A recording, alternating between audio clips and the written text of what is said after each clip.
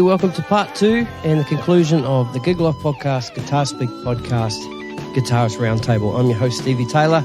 I hope you enjoyed part 1. If you haven't heard it, go back and check it out. It's pretty cool. In part 2 here, the guys expand a bit more on how they're developing their business. We talk about gear, the whole analog versus digital debate, axe effects, amp modeling versus tube, etc. Fender Stratocasters versus boutique guitars, favourite rig, desert island rig, guitar techs, young players who are inspiring, playing with a drummer, and a few other listener questions, as well as much more. So once again, many thanks to Pete Northcote, Chris Camzellis, Daniel March, Matt Wakeling of the Guitar Speak podcast, Ben Rogers and Mark Malou for joining me on this Guitarist Roundtable. It's been a real blast. So ladies and gentlemen, here it is, part 2 of the Gig Life podcast, Guitar Speak podcast, Guitarist Roundtable. Cheers.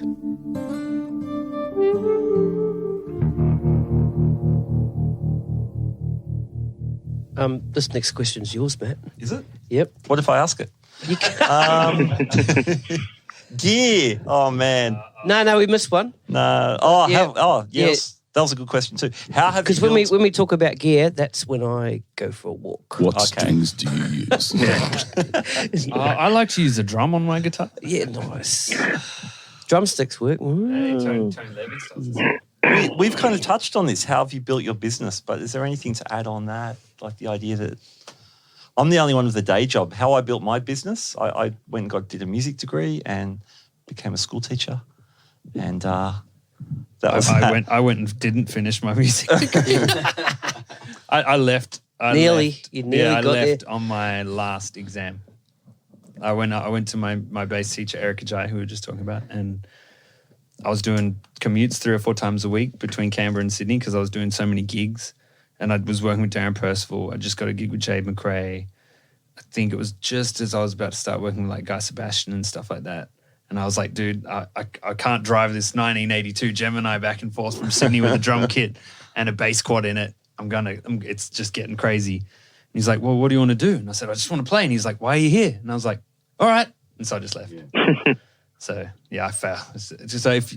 Come on, ANU, just give me like a, what is that thing they give honorary? To yeah. I want one of those. Doctor of Rock. Yeah, that'll do. Yeah. Yeah. But all that paper doesn't mean anything in the end, does it? And that's what I mean. And that's what my teacher said. He goes, man, Yeah. Eric, I'm pretty sure Eric, he moved to Australia and had to do a diploma of teaching so he could teach at the ANU. I'm like, man, that's ridiculous. Yeah. You're incredible. That's like Jim Kelly had to do the same thing. Yeah, and it's crazy. Oh, yeah. Crazy. Madness. Yeah. Business. Well, I've been really, really lucky with my business because, like doing so many sessions, and it was at the stage where I was doing, 3 to 10 a day. So it was incredible. It was studio hopping, and I had a full-time employee that would lug my gears around and change my strings and drive me to and from gigs.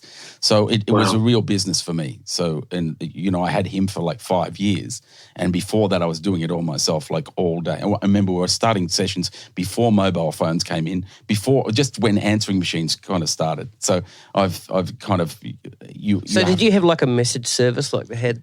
No, we had it in those days. We had an answering machine, but you would drive to your session and come home and there'd be a message on your answering machine. Oh, right. And then eventually you got these answering machines that had a beeper, so you could call from any phone and you could beep into it and it would play back your messages. Yeah, right. Right? So when mobile phones came in, it was like, whoa, It was a trip.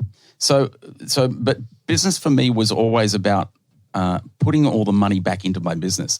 It was always about buying great gear, buying the best gear, and being able to use it. And if there was something that needed a mandolin, I'd go and buy one and learn how to play it. Right. So everything money went back into the business, and it kept kind of snowballing. And if there was a style that I didn't know how to play, I'd learn how to fake it. So I just kind of kept adding and adding and adding and adding. And then I got robbed 3 times in the space of 4 months, lost everything, no insurance. Oh, wow. So totaled me. So that's when I moved into the city and started again. It was the best thing ever. But the business side of things, I've always had an accountant. I've always had a bookkeeper. And I'm pretty solid with everything that I do. So I collect emails. I have boxes for everything. And I'm not anal by any fucking means. I'm pretty loose, really. But I know that as far as business is concerned, you've got to have your shit together. Just, this is not just waiting for the phone to ring and then doing a gig. And there's certain things that I adhere to. I believe that email is professional. I kind of think Gadinsky doesn't book Madonna via Messenger or an app. It's like everything should be on email at least, and then there's a trail, and it should be, and it's easier to. So I have those sort of business things, like little things that work for me that I maintain. Okay, so if I was to hit you up and say on Messenger, Pete, can you do a gig?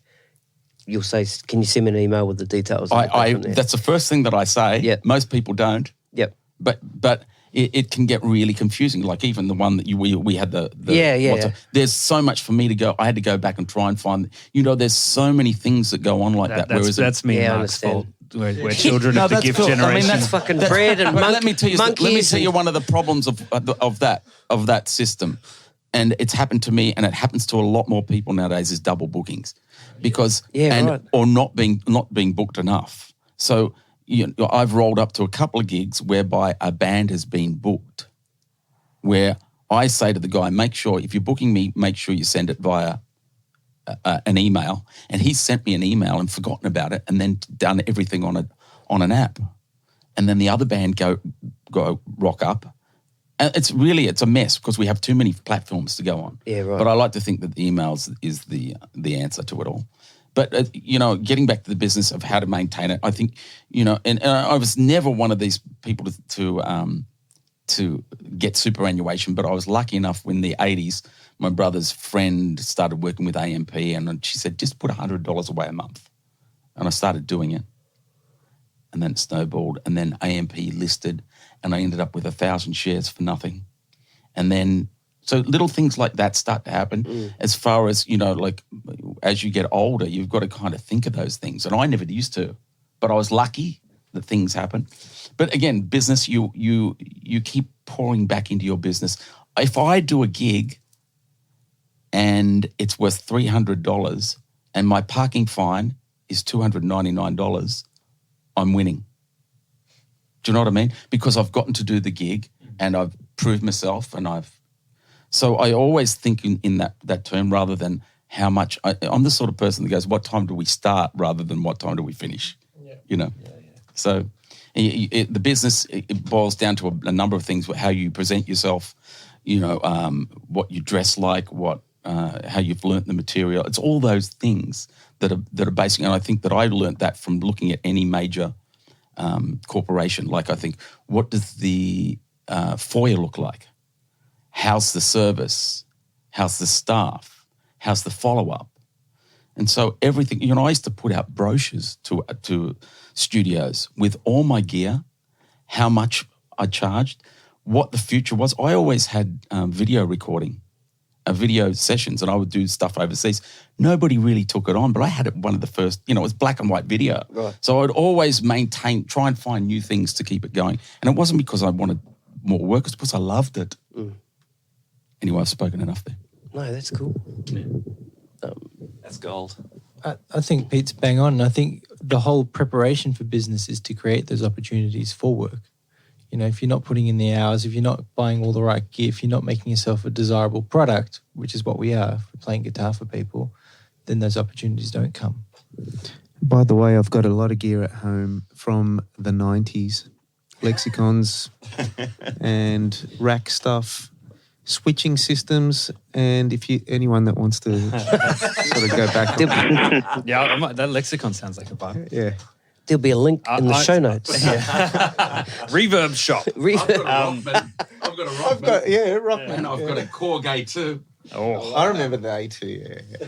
See, I'm the bad end of the business. That was good. I'm the guy who didn't do any of the. I'm one of the many guys who got to a certain point and went, you mean I have to do the last 10 years of tax? I'm one of those guys who, I had many, because I just played gigs and I like to drink and hang out and party. And so you just and that time where I guess I was the end of that era where you still carried around your paper invoice book and you'd get cash for a gig. So I remember when I first was living out of home, I had like an old Nescafe Blend 43 jar full of cash. And that's how I'd pay my rent, and my bills. And I'd like, yeah, here we go, let's go. And that's how you'd live. And then people are like, oh, yeah, sorry, man, this has to go into an account. And I was like, oh, what? I need an ABN. What? So well, that's why I always had an accountant, because I didn't want to deal with that shit. It was too much. I still would have no idea how to fill out a tax return. And that's I mean, I guess it was because I was like, moved out 16, 17, was doing gigs from about 13, and then was just getting enough money that I'd stopped working a real job at 15, 16. So then there was no super, no one was doing tax, and I was getting cash gigs in Canberra all the time. And then, because I was young and hungry, people would be like, hey, man, we'll give you $100 to do this 3-set gig. Yeah, I'll do it, right? Yeah, I just spent $100. So I was probably working for way less, having the best time because I'm getting given $100 cash, and I'm like not even old enough to drink yet. And people are signing me into bars going, we'll look after him. We'll make sure he's a good boy. And then I moved to Sydney, and it just got to this point where, like, when I started doing bigger gigs, where it just like all kind of comes down on you, like, whoa, where's your tax? We need your tax. I was like, oh no. And so it really took me probably 3 or 4 years to get my financial side stuff sorted. And I was lucky because a lot of people, when you get stung by that stuff, you're gone. And that's a piece of advice for people nowadays is don't be like Ben. And it was great. Well, it was great until it caught up with you, and then it's really bad, And I know a lot of my mates have been in that same boat where, it can get really, really rough. I know people have gone through bankruptcy and stuff like that, and they can't, basically their career gets stopped. Because you're like, oh, I'm bankrupt. And people are like, okay, so. Look, I hate to butt in again. I think it's really simple. And I do clinics on this stuff. And the clinic that I do is called How to Make a Better Than Good Living as a Musician. Right? Because that's what I've done. I've been really fortunate. But it's really simple. And the first thing that I come up with is be presentable. Look decent. It's something we kind of, but that's fashion, whatever works. I mean, you wouldn't do that at a wedding, right? But you wouldn't wear a suit at the boat shed. Well, maybe you would. So the thing is, dress appropriately, be on time, make sure your gear works. On the amount of times you roll up to a gig and the bass player's amp doesn't work, or all that sort of shit. You ought to be. I've got 2 amplifiers in my car at any time. I always take at least 2 guitars. So you get those things, and that's from doing sessions galore. My car was always filled with guitars. It's true. The day, I always remember, it's that 2 guitar thing, or I remember doing a gig at Lizottes in Kincumber, and I was had the 2 acoustics, and I was like, oh, we're just doing the support. I won't need the other acoustic. And at Lizottes, it was a bit of a slog down to where the car park was. And we were 3 songs in of 8 songs, and bang. 2 strings break in one moment. And it's just me and Mahalia, and I looked at her, and she just looked at me like, you idiot. And I was like, oh, I'm sorry. And I just had to run down to the car. And she's like, yeah, so is everyone having a nice night tonight? Oh, yeah, it's great. It's wonderful. Yeah, but you get caught out once you don't ever want to go through it again. Totally. And that was that one time. And it's no, never again. All the time I did a gig with Darren Percival. He's like, yeah, we're all going to wear suits. And I was hungover from partying hard the night before. And I grabbed this suit. And I was like, yeah, well, this will do, whatever. And I'm like, what's the gig for? And he goes, oh, it's a fashion awards. And I was like, oh, yeah, cool. And we get there, and I've got 2 different coloured pinstripe top and bottom, fully mismatched. And I was like, oh, I look like such a tool bag right now. That was embarrassing too. The other thing is I have a rule that most of the band don't stick to anyway, but I've said it, they all know it, and that is no alcohol before you go on stage. If you want to take a drink on stage, go for your life, but let's all be on the same level as we are when we first start. And you know what's really interesting? One day you'll do that, Dan. No. And I Sweet think that I think that came once when I was playing with Dragon. We were supporting Elton John at the Commonwealth Stadium in New Zealand, Commonwealth Games Stadium, 80,000 people, and we're supporting, and it's, you know, we've been there for an hour. Hey, tour manager, there's no beer in the fridge. Oh, yeah, but there's vodka. I don't drink vodka. We'll just have some vodka. No, get me some beer. All right, I'll go and get you some beer. And so it went on right up, mate, there's no beer here. There's no beer here. Right up until minutes before we're getting on stage, and there's still no beer in the fridge. And I said, fuck it. Or the band had left and gone to go up the stage. I've gone, fuck it, I'll just get a vodka and lemonade. Got the vodka and lemonade, filled it up, got bang, straight on stage. And I've put it on my amplifier and it's gone clunk all over me and all over the guitar and all over the amplifier. And I've gone, fuck, where's the beer? But, you know, I think from that, and I think that, you know, like not being on the same wavelength before you go on stage, I reckon that's really important to be on the same wavelength. Yeah. And although I ask the guys never to do it, they do it anyway. And well, that's the hidden evil of this industry, I guess, is the partying thing, which, you know, I'm sure we've all pushed the boat out in our time. But then again, it's that professionalism. It's like you're being paid. Let's do a great job for the audience. They're paid their money. Yeah. I know it's fun and you want to party, but that's not what we're here for. Yeah, and that's the thing. It's hard to, like, you can get caught up in the party of the it's very easy to lose sight of the gig, because that's what I mean. If you're hanging out with mates and you're like taste some success or whatever, and come to this party because you're like the cool guitar player in this band, you're like, yeah, all right, you know. It's real hard, but it is something that I definitely say that's a business thing to be mindful of, because it's like you're saying, if you go real hard, get real sideways on a few gigs, and word gets around, you know, like it's just, and it's, you know, at the end of the day, it's probably less about business and more about just, you don't want to see your friends or people who you know are talented and you want to do well, you don't want to see them fail by virtue of something like that. So it's like, I always feel a bit of personal responsibility. If I see someone, I'm like, hey man, just cool it out, just chill, please, you know, like, because, you know, I've known so many incredible musicians who haven't gotten there because they just, you know, partied and screwed up. And I'm like, don't know, this guy is some amazing musicians, man. Yeah.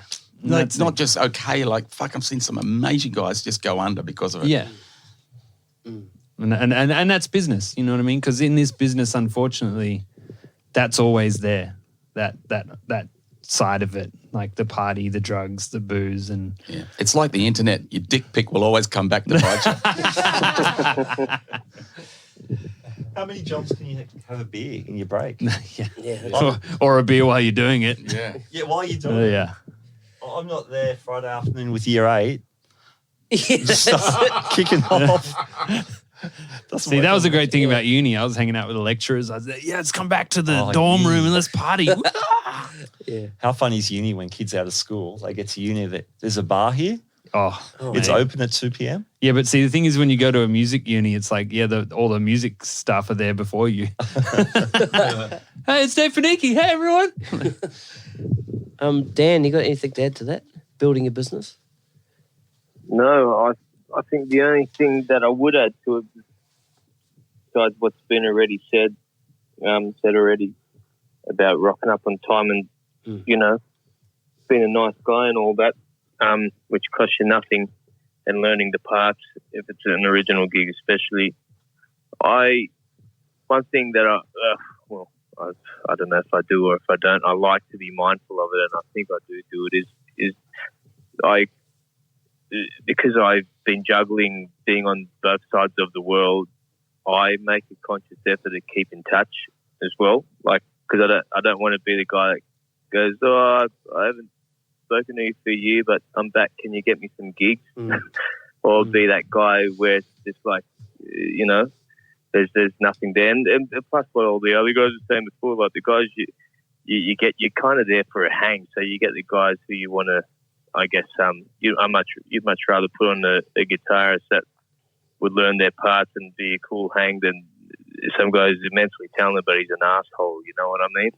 Like, so kind of purposefully try and keep in touch with people, and I genuinely like them anyway as friends, and make sure you hang out with them outside of music.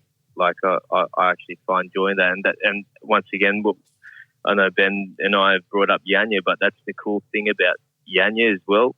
Like he'll be down to have a hang at whatever time, you know, or whatever. And I think that's a part of the kind of, I don't know if you'd label it professionalism of it, but I think it's a massive part because,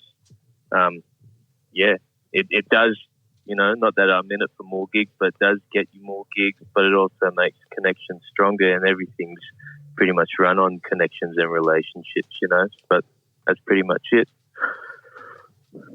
Good stuff. Plus everything that Pete said. Yeah. Hey, Pete, can I get the number of your... All right, let's talk about gear. Well, you talk about gear. I've got a lexicon and Yeah, which one? Rockman. Man, Yeah. all that the old rack MPX stuff G2 that with old, with a switcher. I've still got that. I've still got one of those. Yeah. Yeah. it's like those old Korg STD. Oh, is it STD? What's the one? That, like, the the edge delay and the users, reverb. the delay. Man, that stuff is. You know when I first got that lexicon, you know how much it was with the pedal board? $5,000. Yeah, that'd be right. Yeah. Woo! And Those are the We got I people sat up complaining about buying for a- 2 days programming it. There you go. Just sat there, just night. It was great stuff. Day. It was great fun. They were great Seriously. things. Just from excitement, you know. Anyway. Yeah. Do you guys like because that's, you know, like I guess you're my age, right? You're a little younger than me. Oh, yes, young. You're the young. Well, how old are you? How I'm old? 36. 34. Am I? Hang on. Dan's how old? 1983. Am I? 32. And Yeah, how old are you- you, Chris? 46. You could all be my children. We are. Well, in a way, we are. Maybe you are. Come on. Yeah. Well, I'm 60 next year. Yeah, I was fucking when I was 14, mate. Don't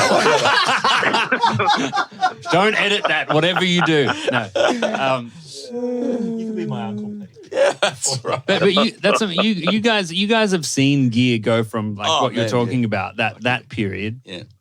and also, but then it always kind of comes back to like, you know, like Dumbles or a Marshall Plexi or Well, like, how do you feel about it now that we're in this That's digital really emulation interesting. age? Because it's like digital sort of came back, went a bit, and now it's like back with the whole Axe effects, all that. I've seen it all and I've been through it all, and I'm completely digital, and I have no desire to go back to tubes.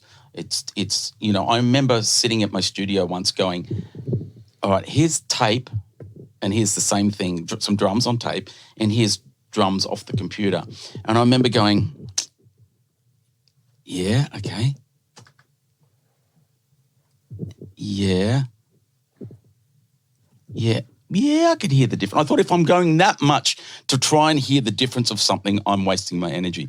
And Yeah. I tell you what, I love the digital world and I love the Axe effects. I'm never going back. I'm in there so much now. I love that world. Yeah, I feel like in terms of, I guess, all of us, like we're sitting here in a room with an aux box. Well, that's different. Well, that's different, but it's Yeah, kind of that's- half of it, isn't it? Like Because you're still getting... you get the front end of the amp, but Well, the back end is the emulation. of okay, the- so... like that's a. Because I've got the medium. Helix. I've got the Helix, Oh, right? yep. And they're all modelled amps. They've done the whole, you know, whatever they do, scientific thing, off an amp. You know? Whereas the aux is really... Everyone's got the Marshall, their own Marshall Yeah, with... There might be some individual- other... the chip's broken or the some treble other bleed capacitor, pot. Yeah, blah, blah, blah, which makes it really unique, yeah. you know? And do you So- worry? That's what I mean. Do you guys worry that because we're going? It's like auto tune of guitar, you know. Like I know there's so much nuance in like Axe effects and stuff like that, but it's like I always think as a producer, you'll hear top 40 songs like we were talking about before. And I always laugh because you'll hear a song. There's this one song that was on. And I was like, oh man, that's like when you open Ableton and bring up the organ. That's the first patch. Yeah. It's like when a Juno came out or Yeah. a Prophet, and like they turned it on and went, and it went, bzz, that's it. Let's write a song. And so when you hear that song, you go, oh, it's patch one of a. Well, I think that's the joy for me is pulling it apart and getting the best out of it. And I spend fucking years trying to get the best out of the Axe effects. And I've been, they gave me one 8 years ago. Yeah. So they've kept giving me stuff, and Andrew Farnham is just the absolute joy because he understands the machine. And I think with Axe effects, they are a little bit, I don't want to put anything down because they're all amazing, but Axe effects are really beyond. Yeah. With what they come up with and what they do. Their updates are incredible. The guy Cliff and what he does, he's more than a boffin. He's a fucking. Well, that's what scared me about it, because it's like that's what we used on Jimmy's last tour, as we were saying before, and it was just frighteningly deep, the detail you can get into. Whereas I tried the Helix, the Stomp, the floorboard one, and that was cool because I just basically pulled it out, plugged it in, went, oh, sick, cool, this is fun. Yeah. And then I've played a Kemper as well, and that's kind of in between the two a bit, but tonally I preferred the Axe, which is why we ended up using that on the road. I think the versatility and the create, like I find myself waking up in the morning going, oh, I could just compress the top end of that amp and get the bottom end, and then I could put 4 amps on. I could put, you come up with all these endless, ideas. isn't it? It's you come up with a creative idea and you can select it live. Like my thing is because I improvise a lot on gigs, I want to have things at my foot, so I can do things like change a cab. Yeah, you can suddenly be playing through Fenders. Add some air to the cab. I think they've all got something to offer. That's right. Yeah. Helix. Like the Helix is like having literally pedals. That's what I liked about it. Is that it's on you the can floor change all your parameters. Well, it's like having a pedal board. Yeah. Like you just go. But they're all like that. They're all like that. Yeah. You can, and the thing with the Axe effects now is you've got with the FC12 is you've got 10 buttons on board, and they do minimum four things, right? Each, so you can assign them to anything. Yeah, but I mean, you could. Have you mucked around with the Helix? Yes, I have. It's great. Okay, yeah. I love it. Mark's just there going, man, I just want my Fender in a face. Yeah. Hey, I'm with Mark on that. Yeah, but I still want the amp, and that's what I mean. I'm torn because like we were saying I think we weren't recording yet, but on a big tour, you can't deny the ease of use of an Axe effects, or when you're doing shows, it's all convenient for that's. But then when you go home, like it's that thing of like I still want a germanium fuzz that's crapping out a bit and it's hot and so it sounds different. And you're like, oh, you know what? The pedals don't Helix, Axe effects, whatever you want to call it, like any one of them, they're not the same as the pedal. They're just not. Oh, I see. That's like saying to me that recording on tape is different to computer. Here we go. What I mean, because I have no problems with it. No, I'm talking about the pedal side of it, not the amp side. No, I'm saying the same thing. Yeah. You check out what's Axe effects has gone as far as all those pedals, man. I have to say, I went over to Petey's place and he showed me the rig. I'm analog all the way, but the detail that Pete pulled from all the sounds, man, if he gave me that rig tomorrow, I'd be like, yeah, I guess we could all go on. Yeah, that's right. It's right. It's personal. It's a personal thing. We're I know arm for wrestling. me, You can't see, but we're all arm wrestling. it is, and it's a personal thing, and I get that. I think just as far as I'm concerned, I love it. I love my amp because I've never really loved an amp. I've always been searching for the. I fucking love it. Like I'm gone. Yeah, I want to go home and jerk off over it at the moment because it's just it's so good. But you're going to see the parameters.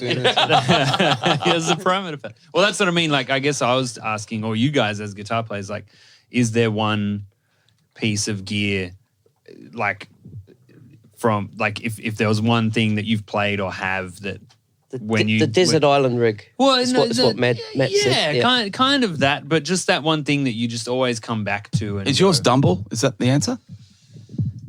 No. Ooh.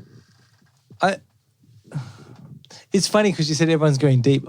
I like going deep, but the one piece of gear that I can't do without is the guitar. The rest is fine because you can make it work. Yeah. Whatever you go through, if it's your hands and your mind, it'll work through anything. You just got to spend the time finding what that sound is. But having said that, if I was to choose another piece of gear, it'd be a Super Reverb 65. That one?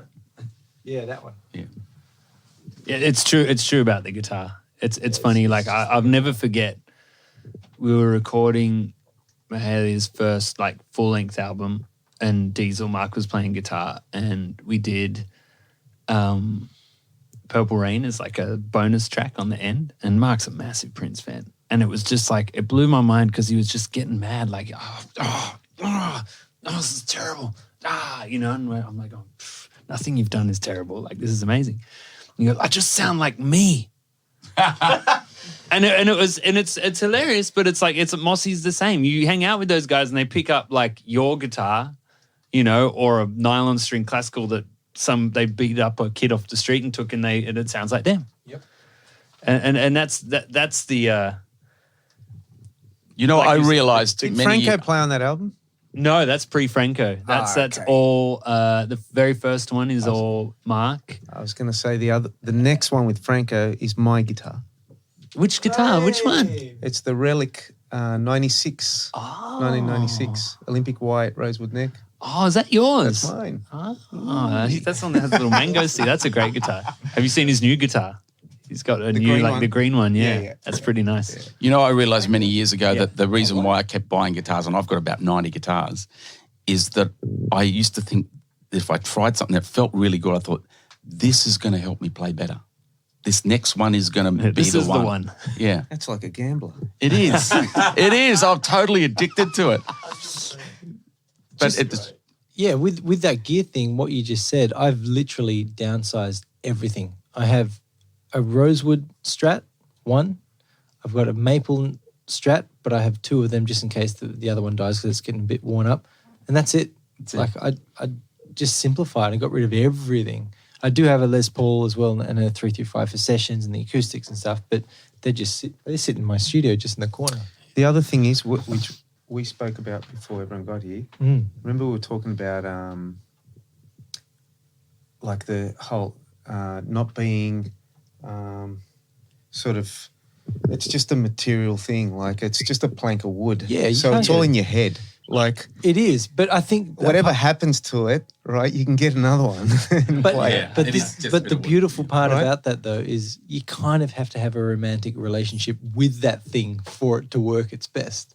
So even though you're like Yeah, attached or detached, there's still something going on there. But at the end of the day, But if it's- that dies, you just get another one. It's to when replace it. you're so caught up in it, like Correct. that one thing, that you're screwed. Yeah. It's the prison. Get robbed and you'll know all about it. Exactly. Yeah. Yeah, it's true. You know, it's funny, my Ibanez gem, the floral gem, which has been my main guitar for decades, it was stolen. It was lost once and stolen twice, and I've got it back each time. That's amazing. So it's like it was meant to be, you know. Yeah, I've got a Strat, like it's this pink, shell pink Bitzer that I actually bought. It's a funny story. Franco is my guitar guru guy, right? He'll just look up and go, hey Ben, man, I found a guitar. I'm like, man, I'm left-handed. He's like, yeah, I was looking. I'm like, okay, thanks, Franco. Creep. No, but he's found me like 3 or 4 killer guitars, and so he found this guitar and he goes, it's pink, but it looks really cool. Charles Celia set it up. It's a Bitzer. It's like a music. I'm like, I don't know what you're saying. I don't know anything about this stuff, but it looks cool, so I'll try it out. And it was like $1,200, and I think it was down at Annandale. He was teaching something, and I went down there and I tried this guitar out, and it was just, like you pick up a guitar and you go, yeah, all right, this is incredible. And I played this guitar and I was like, whoa, the strings are light, but there's something about it. It's just had I don't think they're the Fletcher Landau ones. I think it's just the straight V60s pickups in it and stuff like that for all the big nerds out there.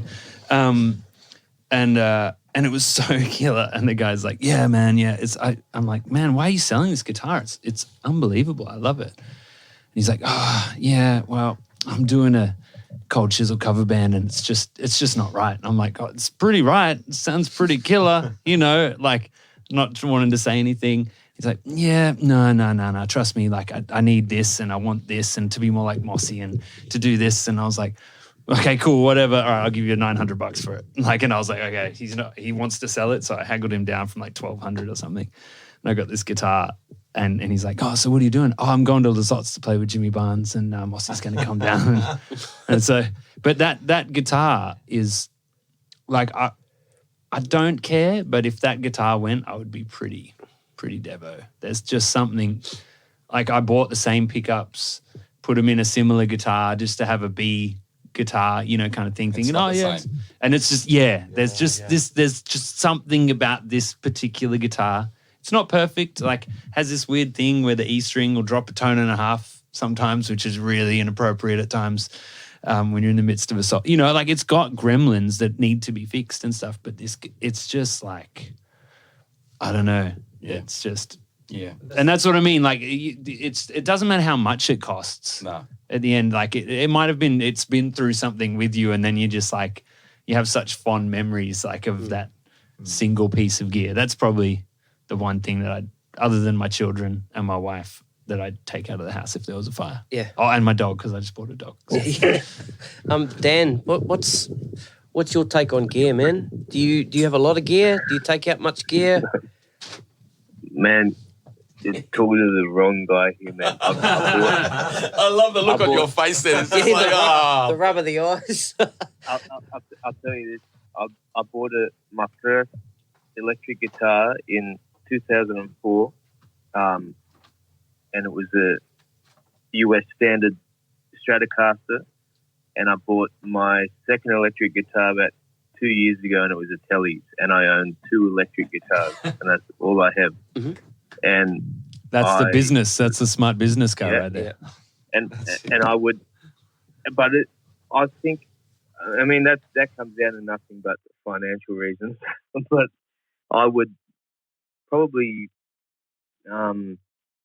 always have like an orchestra model nylon, steel string.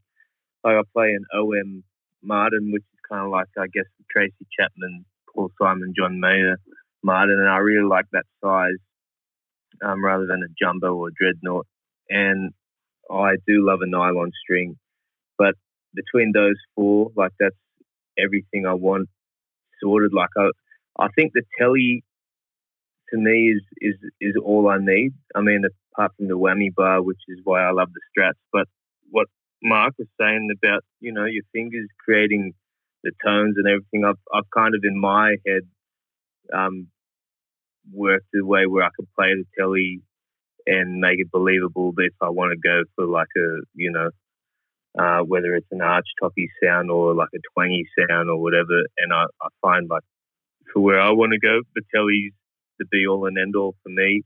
If I had to choose one ultimate guitar, as far as rigs concerned, I've always only really played through one 12-inch speaker, deluxe reverbs or hot rod deluxes.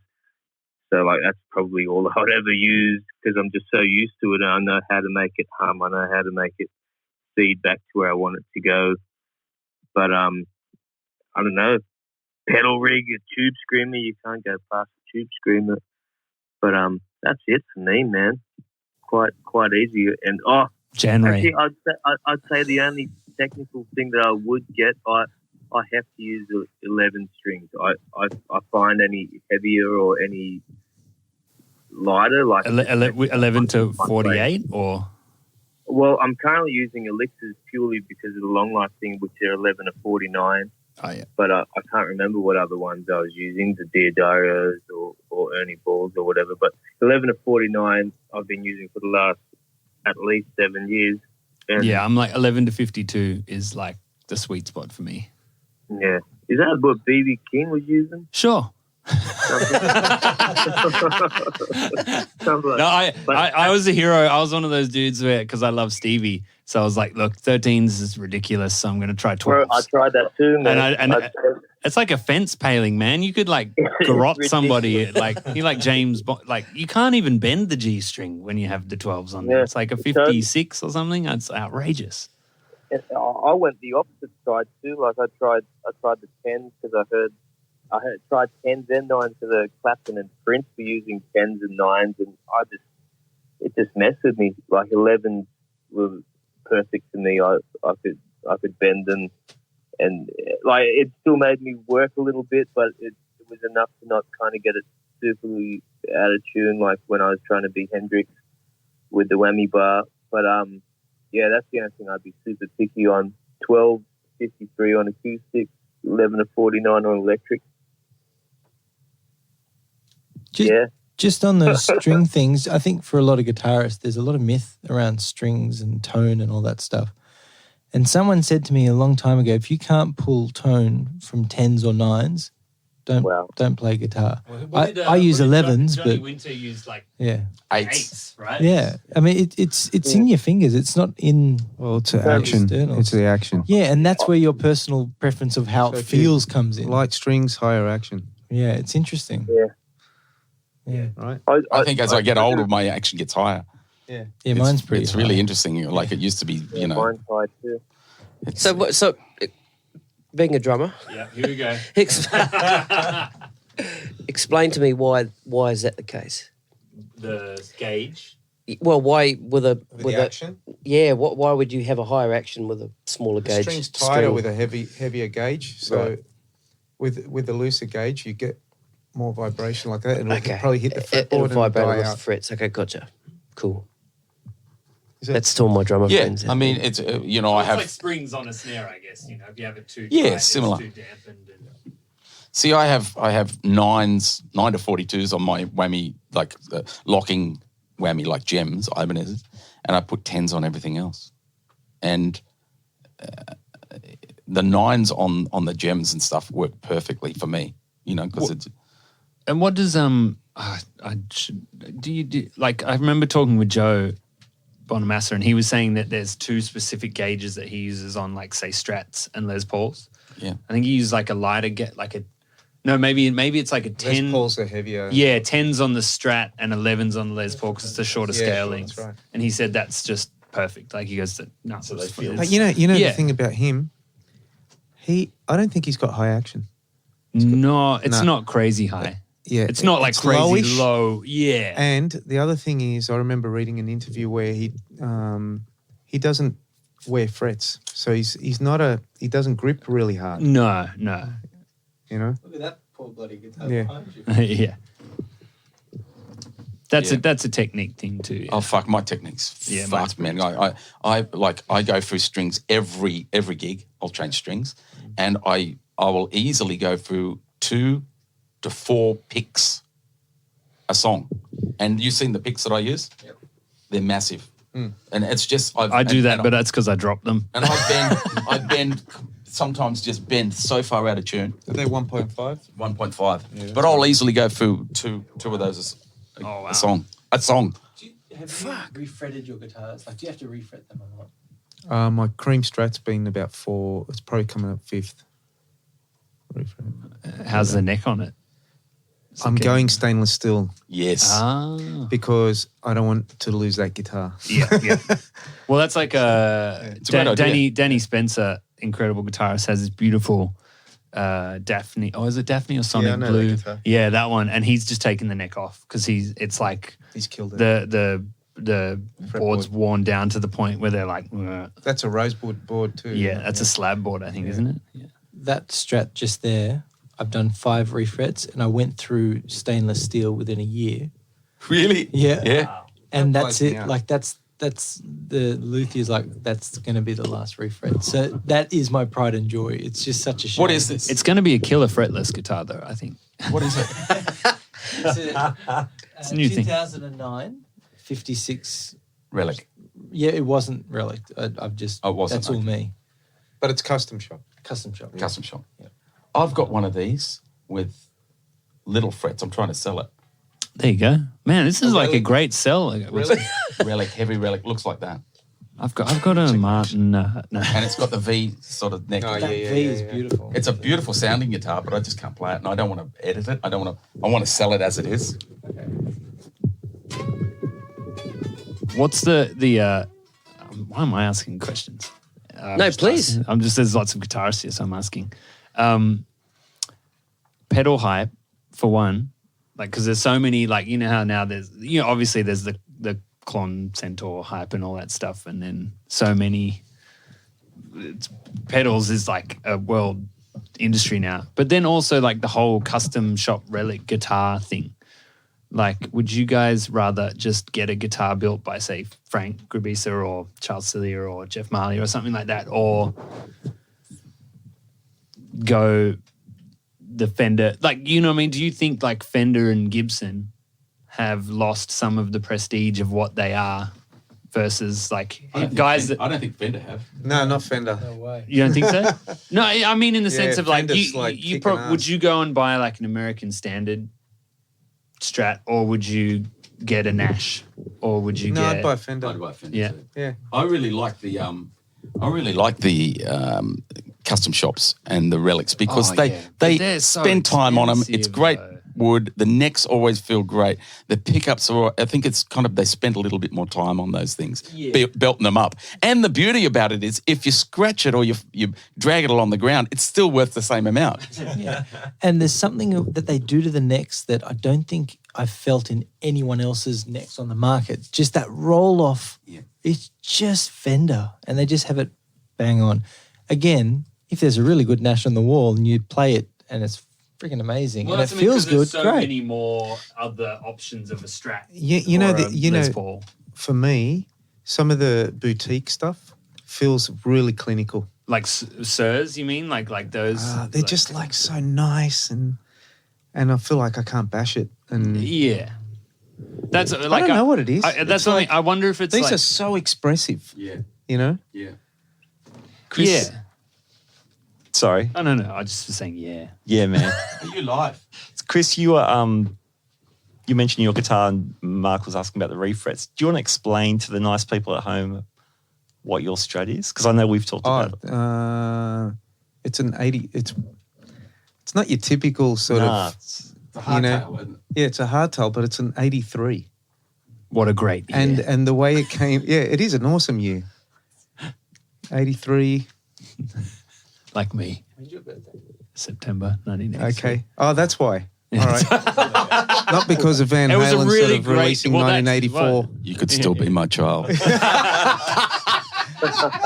It was a very good year. That particular Strat came out. It was weird. Like it had the input on the on the scratch scratch plate. I think it was the yeah. Dan Smith era, I think. Yeah, scratch plate Yeah. with the input going straight out. It looks stupid, you know. But the neck felt great, and it had a mod that input was changed, so it's underneath the bottom part of the body, Yeah. and that's it. And I just single souped coil? it up to my thing. All single coil?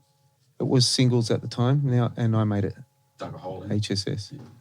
And you were doing stuff with Fender today? Yes, Last night, yeah? and tomorrow, yeah. And tomorrow. Do you want to tell us about that? I'm just demoing the latest series. It's Or the American Ultra ones? the Yeah. Ultra. Are they good? They look good. Yeah, they're like sort of up against this sort of Okay. line. So they're the top end before you go custom shop. Yeah, because I've seen all the demos, like Kirk Fletcher, who's Yeah. a friend of mine, who's demoing it, who's like, speaking of funky rhythm players, he's a really amazing funky rhythm player. And Ariel Posen, who's another great guitar player. He's great. And Justice West. I don't know if you Are guys they have all heard of using that. ultras? Yeah, well, they're in the ads because I've Okay. seen that because I follow them all on Instagram. I know Ariel and I know Kirk, and Corey Wong, who's another great funk player. They're really pulling out all the stops. So I was like, are these good? And now I get to ask someone who's played them. Are they really good? Yeah, they're quality. Yeah.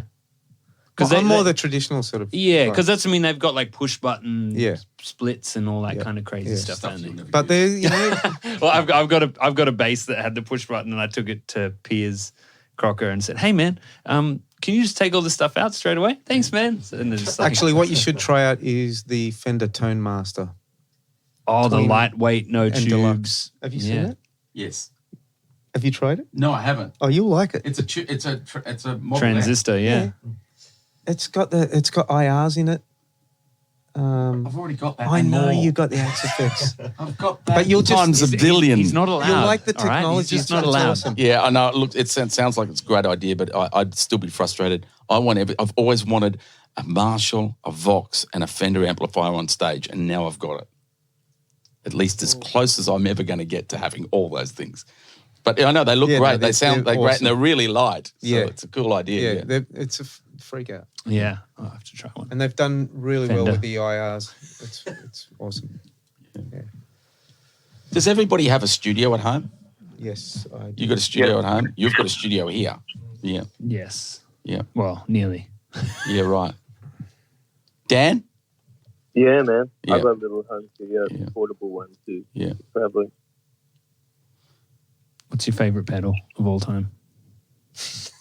I'm just asking a No, question. good question. I'm asking. This is a deep question. like your word. All time. Volume. Ooh, hey, that's a good one. That is a good one. All right. Well, no, I just It'll always be there. Yeah. yeah. Everything else changes. Current Always got the or volume. past favorite pedal. Wow. I endorse a company called Per Analog Devices, and I actually made a pedal with them that's been really successful, but it's just a boost pedal. It's called a vintage tone booster. And it's amazing. Like, it literally makes the amps that I have sound like my 64 Vibroverb. Oh yeah. Like, it just goes, but it's really musical. That's it. Dan? We're all getting Judah. one of those after Tube the Screamer. show, guys. Yeah, Tube Screamer, yeah. No, I'm a big fan of these. I bought a second-hand full-tone full drive, the MOSFET edition, the red one. Oh. And I can't put the thing down. I bought it by accident off a mate of mine, and I love it. And I do the bulk of my gigs. Even sometimes it's just that where it's set as a boost and just an overdrive, or you can get overdrive and just like I guess a compression sustainer thing. But yeah, man, I think that is my favourite drive that I've used anyway. But yeah, Tube Screamer. So it has to be a drive pedal. Well, no. No, any pedal. It can be that lexicon that you're selling. I reckon the Boss DD20 is the best delay pedal Oh, yeah, that's a classic. it's cool. That is a classic. Why? because The it's chip. easy to use. You can change the screen to be either beats per minute or milliseconds. The tap tempo. The Boss have got the best switches. Right. That This is square true. block. Yeah. Yeah. So when you're tap tempoing, you're not missing. Yeah. You know, with other ones, you're like sort of, oh shit, Yeah. it's just not in time. Yeah. You know? I love the idea of the barefoot buttons and things. That's such Oh, yeah, a great yeah, idea yeah, now. yeah. But they've got all those things. Sorry, what's a barefoot button? Well, it's a button that goes on top of your. It's a button for your button. It's a bigger button, Oh, and they right. come in different sizes, and they come wider rather Gives you than your more little. surface. rather to than sort of that, step on. So it's You've got- that's a guitarist thing, clearly. Yeah, it's just Yeah. it's a button thing. Try them on a bass drum pedal. Yeah. It's like putting a really big shoe on you. Yeah. That's the picture I had in my head. Yeah, that's pretty much it. Right. Yeah, gotcha. DD20. So not a classic old, like what's the DD3? Was that the Oh, we've got one of them, but yeah. no, the DD20 take the it future. to any gig. Yeah. Yeah. I have to look them up. Matt. I don't know which one it is. Your favourite pedal? What's your favorite pedal? I had a DD20, loved it. It turned me into a delay snob because instead of just having one Strymon delay. now? You got are you on the Strymon? Nah, I'm using I've got a Boss MS3 switcher. Oh yeah. But best favourite pedal, MI Crunchbox, the new one, the newest one, by Michael Ibrahim here in Sydney guy. Killer. Punchbox, yeah. Yeah. But the new one, the old one I didn't get on with, but the new one's kind of cool. But I wish I knew about this years ago, but stacking drives, are you guys into that? Yeah, totally. Yeah. So running like just something with a big mid boost, like a Tube Screamer or a Boss Super Overdrive into that. Super Best thing ever. My old man's Robert got a- Keeley Super Overdrive mod. Oh, the mod. Yeah. That is awesome. And the OD11 love pedal. Oh, see the Cot 50. love it, yeah. The Cot 50. I have love pedal. I saw one over here. Off, like with nothing on. Like you turn the pedal on and just turn it down, so it's zero, and it just adds fur. That's tied with the Janray. What'd you say? Adds fur. Yeah, just fur. It's just a little. You know what I'm going to say, Chris. You know, it's really interesting. And you can do all of this on the new. Yeah, no. XFX. What amazes me Coming is, to a- I mean, from an observer of people that buy pedals, and I've always bought rack gear, and I've had pedals, and I've done all that. What amazes me is we got people that spend $800 on a reverb, and complain that the XFX is $2,000. If they made the XFX look like the reverb. But even if you just used it for reverbs and delays, you're winning. You know, it just amazes me that people go, it's too expensive. And Like the people that complain about it, Yeah. it is like a bit of a it's bizarre. It's really Well, because you don't use that because you want the imperfections. Like if you want a pedal or a reverb spring tank, you want it because it's going to go when you stamp on it, and you know. I reckon, man, amps. Freaking the reverb in a Fender amp. That's it, right? The spring, yeah. I don't use that. no, but it is it's a sound. I've got I've got the separate tube spring, one where it's just a tube, and that as a preamp is pretty killer. Right. Like You go into that and then into the amp. yeah, Right. yeah, and so it's tube out in, tube out, and then more tube, heaps of tubes. And some people use it just for the preamp, hey? Yeah. Like turn a reverb. I recorded a track where I went into the spring tank, out, straight into a Neve, and just dimed the Neve so it had that full revolution. And it was just, it's killer. It sounds really, really good. That's awesome. That's kind of like the Echoplex, hey? Because people... Yeah. keep the You just preamp. drive the preamp. Like when I was talking about the EchoFix one at the beginning, you just... And that's the thing, you can do all that stuff on the XFX, like if you want to. It's just... I think it's more comes down to the tactile nature of like if you're someone that prefers to have like a heavy metal pedal, stick it in the ground and love doing that and going, it's not quite right. Then, But you know, I mean, I know it's a sound. It's a thing when you plug, you know, you go into pedals and then you hit an amplifier. But see, that's all well and good if you're a clean amplifier sound and you use distortions. But if you're, I mean, I've never liked the sound of pedal distortions, and I've always gone for amplifier, Just driving the especially in the studio. Like, you know, I've always had amplifiers as distortion. So, and it always amazes me why people spend $800 on a reverb and then plug it into a preamp and go through an amplifier and then into a guitar speaker. Reverb, you're saying. All you're doing is distorting and colouring a reverb. Reverb is something unless that, it's a spring. like I like to, because I've worked in studio all my life, I like that sound of do whatever you need to do, mic it up, and then put your stuff on. yeah, like reverb post. Yeah. Well, and I guess then you get into the whole effects loop thing, like if you put your delays and reverbs. Well, you know, the After other the thing is preamp. a delay will react differently if you put it into an amplifier because you know your tone of a delay is determined on input, right? Yeah. Like anything, and so each delay is going to sound different. And now that's a sound, I get that, but it's not like you can do that digitally if you want that. Yeah. Oh, totally. Yeah, it's When I'm talking about pedals, I'm not speaking about an overdriven amp. you go clean amp, right? Yeah, I'm the same. Like that's why I got the SHER SL68, and that's just volume for days. So it just is like a wall of clean fatness. Yeah. I've got like a high watt 412 cab with 400 watt speakers in it, and it's just clean. Then I used to have like the Cot 50, a Timmy, and a Jan Ray, and maybe a fuzz, and I would progressively stack the more I couldn't hear on stage. Yeah. Can I ask you a question, Pete? For the XFX things, I'm all for the options and things, but when you're on a gig, and especially if you're going from amp to amp, like what's the tweakability like? Or if you're in a different room? Because I know you test all your sounds in a studio. You don't just do it at home. You play them loud. But when you're on the gig, how do you... I've got to the stage now where I know what my speakers sound like, so I can actually... At first I couldn't do this. I couldn't go write sounds in the studio and then take them live. But now I know how to do that. Okay. So I've got that down. So I can take my rig upstairs and no monitor and I'm fine. I think that, you know, I have banks and banks of stuff. So I have, I found the Ultimate Speaker IR.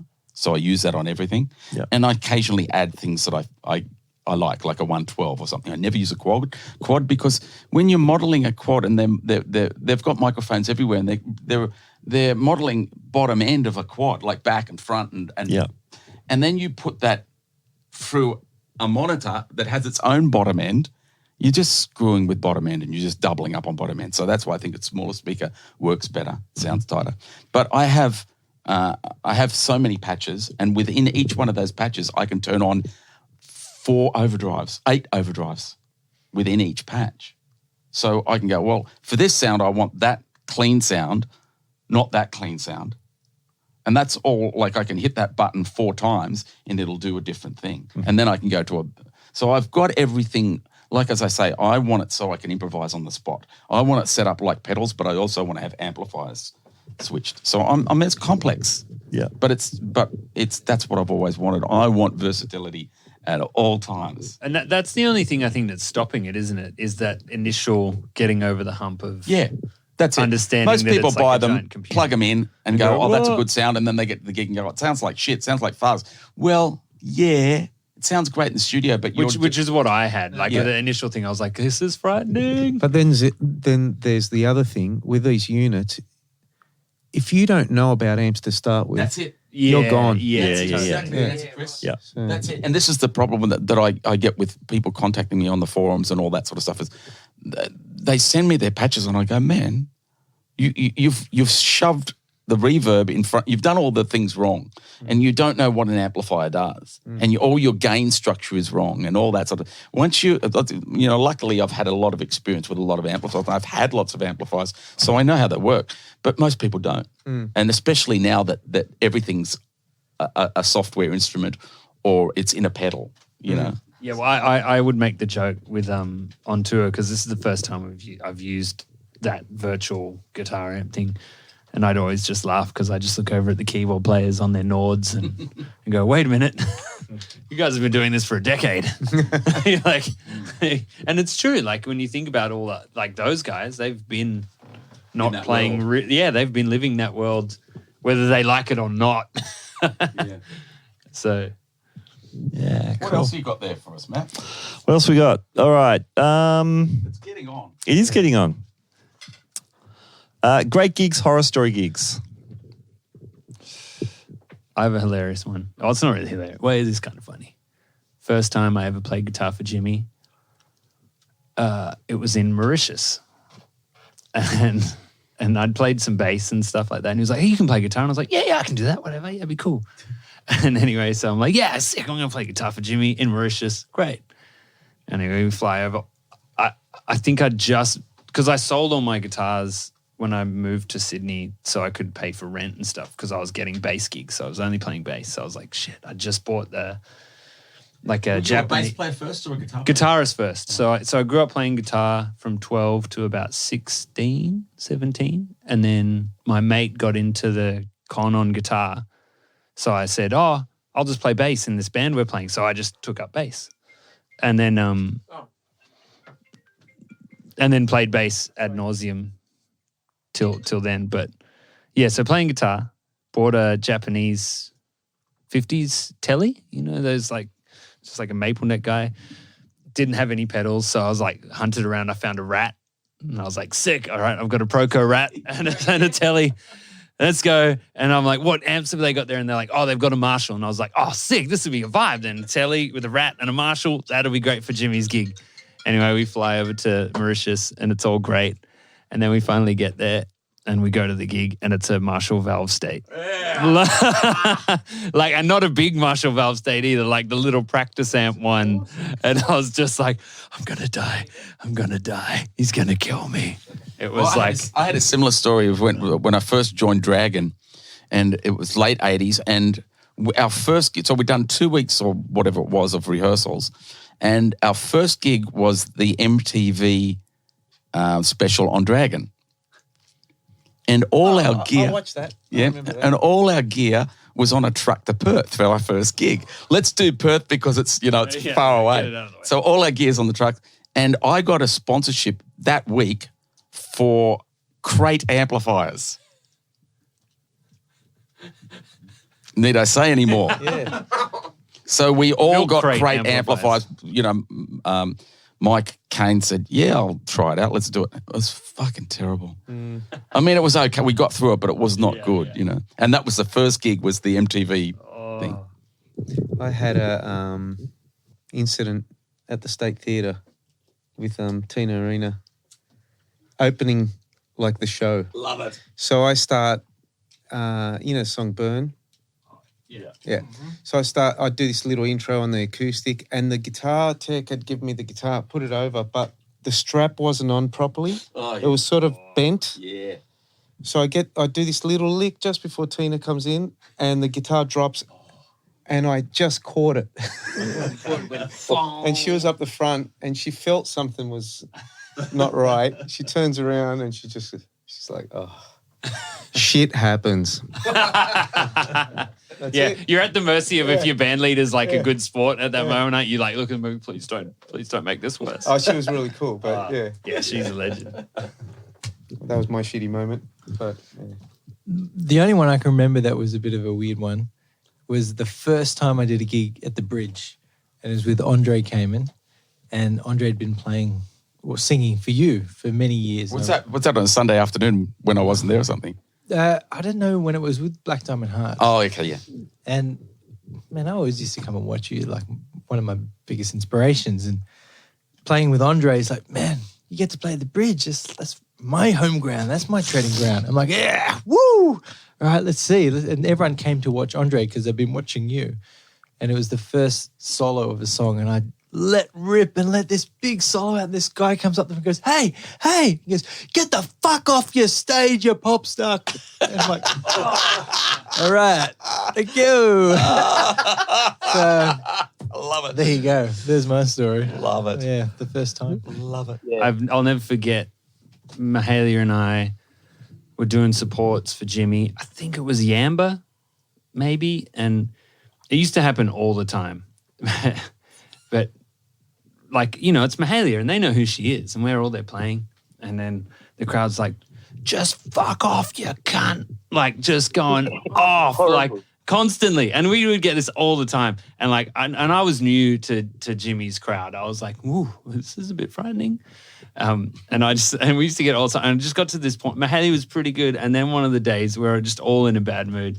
And she was like, if you don't shut the fuck up, I'm going to play K-San, Flame Trees and Working Class Man, and then he won't have to, so shut your fucking mouth. And then from then on, everybody loved us. Like, it was great. It was like the rite of passage, like, to like, you know, like, oh, she's all right. We love her. Ah! It was like, oh, man. Crazy. Audiences are wonderful. We love them. Yeah. I've been in that support Jimmy thing like years ago with brutal, Richie, isn't it? Richie Vez. Yeah. We had a band together. It was Andre on vocals, Fab on drums, and we were supporting Jimmy at Shell Harbour. Oh, yeah. And we're going for a full-on rock and roll band, and there's just people at the front just sticking their middle finger up at us. It's a rite of passage. And I swear, if you're not from Australia, you wouldn't understand. Well, Like, that's why I always thought that the support band thing was a silly idea, because you're never paid to go and see a support band. You know? but if you But can, how's the mentality of it? It's like they're following a football team. if you Yeah. can win, that's Yeah. what I mean. We used to always think with crowds like that, if you can win them over, then you're doing all right. Yeah. Like if you can, and that's I think a Aussie pub rock thing is like, I think sometimes even if they're there to see you, they're like that in Australia. And if you can win over a pub rock crowd and entertain them without them throwing beer bottles at you, which Yeah. I've had ducked quite a few playing gigs in Canberra and Newcastle when I was younger. Yep. Like, Fannies. yeah, Fanny Bay. Fanny's up at Newcastle. Yeah. Know it well. Oh, Maitland. Fanny's. Mate. And that's what I mean. If you can press the pub rock crowd in Australia, as a guitarist especially, you're doing all right. You're doing all right. To be honest, the other questions, apart from the working with the tech, you've basically answered in all your questions anyway. Sorry, you've answered them in your answers. Yeah. There was something about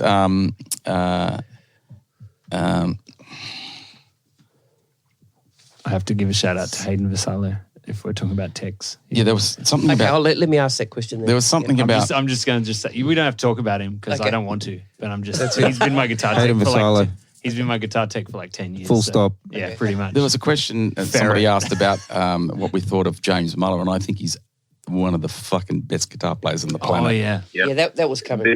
Also, if we're talking, Steve Magnuson is one of an incredible Australian guitar player who I don't know him. I saw a gig on as him and Julian Wilson. It was like Melbourne guys, and what's the bass player? But it was like Bill Frisell kind of vibes, and it was just so killer. Like he's a really great guitar player in that James Muller vein of jazz. The other person I loved completely is Ray Beadle. Oh yeah. Fuck, Yeah, that guy. fine. Wow. What a joy.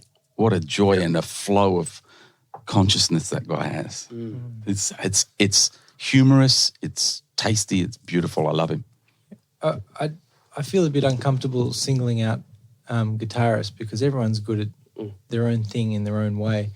But there is one particular young guitarist that's coming up called Josh Meader, who is mind-blowing. And so I find him to be doing what James Muller sort of did when he was in Sydney before he moved to Adelaide. And I think this guy's very much going to fill that gap and more. So he's one to watch for sure. Okay, well, I put the call out again to the millions of podcast followers, and took days to get through them all, but I managed to cut it down to 5. Cut it down to 5 people. Yeah, there was 6, so it took a lot of. No, actually, three of the questions from the same person. It's just one of us in a suit. You know, I thought that. No. Where do you get your? I shoes started up from? another Yeah. profile on Facebook. Okay, so there's a couple of questions. They were on Instagram from. It is totally one of those like Russian bots, isn't it? Yeah, I think so. NTOANIL. Yep, totally. Yep. Internal. What is the future of live music, and what kind of opportunities or challenges do you see in the future? I can answer this. XFX. What? No. 3:30 naps. I reckon that the future of live music is streaming. So I think there's going to be a lot of online concerts rather than going out live. And I think that's one of the struggles that we're going to have to face in the next 10 years. Did you guys see the Coldplay? Because we're all massive Coldplay fans here, obviously. Yeah. Well, I don't mind them. they don't. They're not Touring. They're not touring because they can't justify it, like terms of the greenhouse gas. Wow.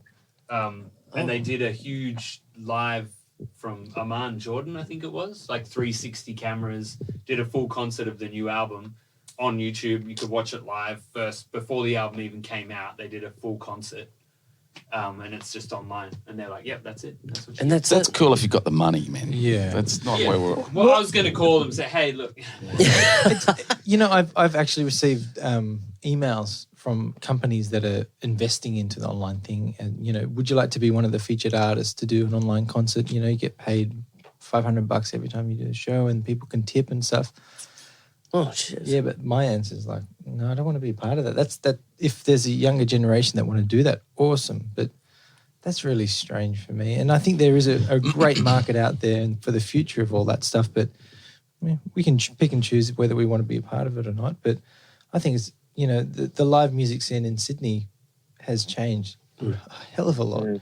And it's almost like people are going out in the hope to be entertained rather than going out for the art and the cultural side that is music. And it's just a really weird vibe sometimes. Like even at comedy shows, like I've heard some horror stories where comedians get up and do their skit and the people are sort of just sitting there going, it's not entertaining me tonight. No. And maybe that's just the days of streaming and Netflix and instantaneous thing. Yeah, see, we're saturated now. Yeah, we are too much. completely saturated with music. I mean, like, who wants to go and see a fucking band? It's shitty. The beer's too expensive. I can't drive home. It's all those things. However, see, for me, my generation, it's really healthy because the people that come to see my shows are gig fit. They've always gone to gigs.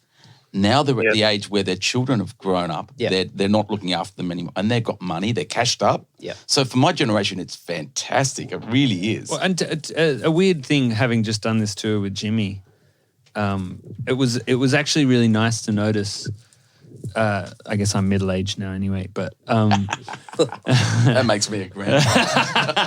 but no, it was really, really great to see there was a lot of young people coming to the shows, which, like, you know, you go, oh, yeah. But it's actually like, I feel like it's turning again, because I think it's that thing of what happens is generationally people go, oh, yeah, I can watch it on Netflix and blah, blah, blah. But then they go, oh, no, I want to go out to a rock show and it just be sweaty and I lose my shirt and I don't know what happened to my shoe and, you know, like, and have a good time. Like, it feels weird for us because it's not for us, but for them, they go, let's do some old-fashioned shit and go out to a rock and roll show. Well, it's interesting. Like vinyl's coming back. It's that same thing. It's a niche market. It's always going to be a niche market. It's interesting because I was speaking to somebody about this only yesterday, is that we are all becoming a niche market. Everything is a niche market. But the interesting thing about live music is that most kids that want to play live music want to play stuff that you and I grew up on. Totally. Because there's nothing great for a guitar player to listen to these days. And those guys have been influenced by the classic rock people. So the kids want to hear that, what their parents grew up on. And so that's where that market comes from. That's what I mean. It's like what their parents listen to is cool again. They're old enough that they're like, actually, And it's got substance, you know. I listened to a Supertramp album the other day and I went, fuck, this is amazing. Do you think that, what do you think of the state of popular music today in terms of, as a guitar player? I struggle with pretty it. dire. Like, what, are you talking about Kiss FM? Kiss. Yeah, I mean, Kiss. How do you feel about Kiss cancelling that? No. No, I mean in the sense of like just generally like obviously we were talking about some great guitar players at the beginning, but just into like, and you talking about it, pop music today as a guitar player, you know, and Dan, like, you know, is there a role for us or are we just kind of fit in there to do guitar solos like, you know, Betancourt and Rihanna's band kind of thing? Most of my work is pop and it's playing with DJs and doing dance music songs and sessions for dance artists and stuff like that. So there is a market for it. It's very, very simplistic parts. It's a lot of skanks and a lot of stuff that have roots in funk and I suppose soul and a little bit of R&B. But yeah, I mean, to tell you the truth, I think Pete's exactly right. It's an oversaturated market. So the music that's on the radio isn't necessarily made with the intention to last decades. It's just to fill that gap that's, you know, a money-making thing that's there one day and gone the next, so another one can go in its place and do all that stuff. Yeah, it's rubbish. There, he said it. Yeah, That's said great. it. Thanks, mate. We didn't have to. It's hey, ladies and gentlemen, that was Chris computer-generated Camzelis that said that. Yeah, I don't. Not us. I'll stand by it. I'm with you. Look, as I say, try to listen to the Spotify. Every now and again, I just go, do it, Peter, do it. I go, are you fucking kidding? Hey, We're going to do a just put on podcast with radio, Chris listening to top Put 50. on radio, and this is what it is. There's one It'll be a stupid video one gimmick too. that's going on throughout to catch the listener. There's 10 tons of shit going on around it. Yeah. Like it could be a dog's bark. It could be fucking a cat meowing. Seriously, it's really fucking bad. Shark, I love Who Let the Dogs Out. What are you baby talking about? shark. I said this in one of the Shit sandwich. in my podcast before, but there's the Smells a glove. TV killed the radio star, and I think now production has killed the songwriter. And I think that's a big thing that's happened. But then there's like No, there's good stuff out there. what- it's just like, not on the radio. whether you like it or Yeah. not, though. But like Yeah, but radio's so unimportant now. Anybody, Yeah. nobody. I haven't listened to radio for decades. You don't listen to Kyle Sanders? If I listen to the radio, it's ABC. podcast Right. is taking a turn. Smooth. But what do you think about like 95.3? people like say Adele cutting through all the, you know, and selling actual physical copies and everyone in the world buying a copy of that album, whether you like it or not, because we're all playing it Which at every one? wedding. Which one? Adele, like her. I love That's Adele. you got to but that's remember. what I mean. Like there's That's still all 10 of years those- old. Yeah, No, the latest current, album's only 3 years old, isn't it? But I think that's what happens when songwriting matches the production. And that's what I mean. It's just like Yeah. it's still there, but it's just like it's rare when it just like comes through. But when it does, it's so big in the, and I just wonder if there's like, I feel like acoustic guitar still has a real relevant place in popular music. Hey, you know another artist that kills me we're totally because I doing think this she's podcast. awesome. I think Sia is awesome. She's awesome. Yeah. Oh yeah. But Yeah. get her away from that David Guetta guy, whatever his name Oh, is. Guetta. Get her away Yeah. from that shit. Guetta out of there. Because you hear a really good song with a great vocal, and then it does that turn with the side chaining and all that bullshit. Sia is an incredible singer. She is, yeah. Here's a Incredible songwriter I'm too. getting negative now. And, okay, and then what do you think of this song by the Jonas Brothers? Oh, I love his guitar solo. There's a horror gig story right there. I think Chris is right though. There's so much good stuff if you just want to dig around and find it. I think Yeah. I know when I was growing up, probably for most of us, there was lots of great obvious guitar on the radio that got kids excited about great guitar playing.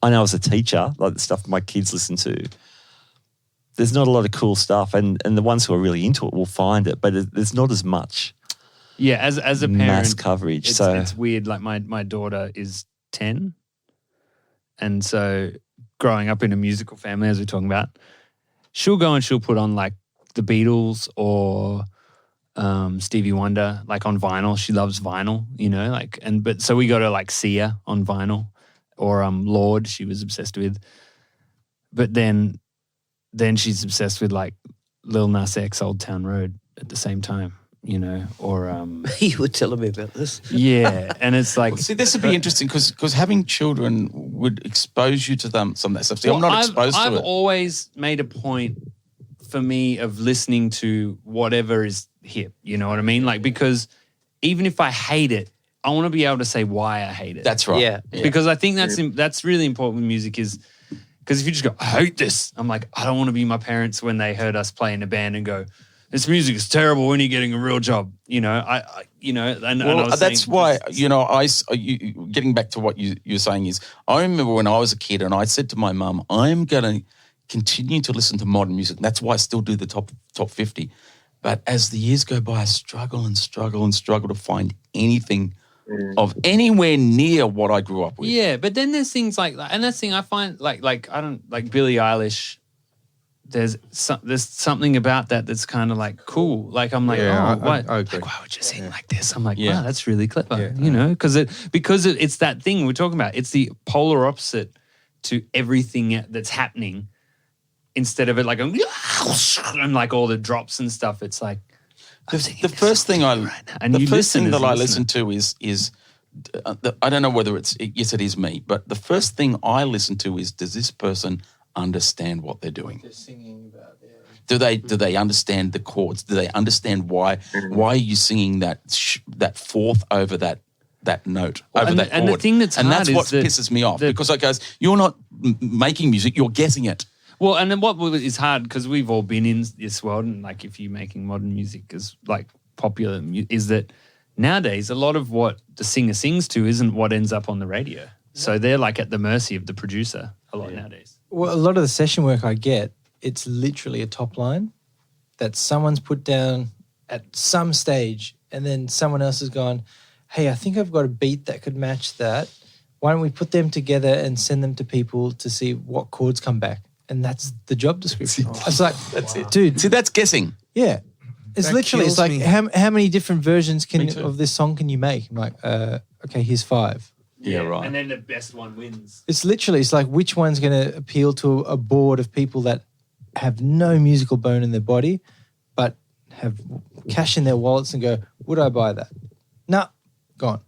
And that's And it's we're- over. We're at the mercy of people that are behind those, jobs that pick and choose. It's not musicians. It's. I mean, I don't think it's changed that much. I think it's much the same as it's always been. It's just like there's way more Bay City rollers now. Yeah, that's right. Exactly. It's way dumber. It's dumber. We've dumbed it down like we've saturated everything. Everything's saturated. I look at advertising music because I've done so much of it, and I look at it and it's like now it's a popular song that gets put to a car ad And mashed up. And what doesn't Sounds- work? And it doesn't work because I could say to you, you know what song that is and what car it's selling? And you'll probably go, no. Yeah. Dio, Holy Diver. See? And What's the car? I can't remember, See? but I'm such a Holy Dio Driver. fan. For me, it appealed to me. I was Yeah. like, that's Dio. When do we hear Dio on TV? But it Holy doesn't shit. work. No, I Well, agree. he bought the car. Chris I totally didn't get why they did it. See, and now I'm You know talking, why they did it? Why? Because someone in that company loves Dio. Yeah. That's Or, it. or it was someone like me who loves a pun and they were like, Holy Driver. Yeah. That's it. And then there's like, if you look real close, there's like some like Dio's driving with like a... Well, a lot of things don't work that we do now. A lot of things like, you go searching for, what did I search for? Keyboards, for computer keyboards the other day. And now all I'm getting is keyboard ads, but I've already bought one. So none of it works. None of the system of advertising works. None of this whole system works. I always talk about money, but I don't get offered money. Well, you haven't watched The Secret, have you? Hey, I just bought some money. Is my phone on? Yeah, okay, great. Free money. Yes. Dan, what do you got to say about this? Far out. We're getting Man. really Sarcastic. Now we're really being guitarists. No, it's well. Before I used to think it was weird to kind of go, oh, music back in the day was this and that, but I don't. You play any of the old songs, they'll still hold their own, whether you're in a club or a live thing. Like everyone will still go bananas over Rock With You or Message in a Bottle or something. So it's obviously a testament of how good and wholesome music was, like, and how much it's kind of depreciated per decade.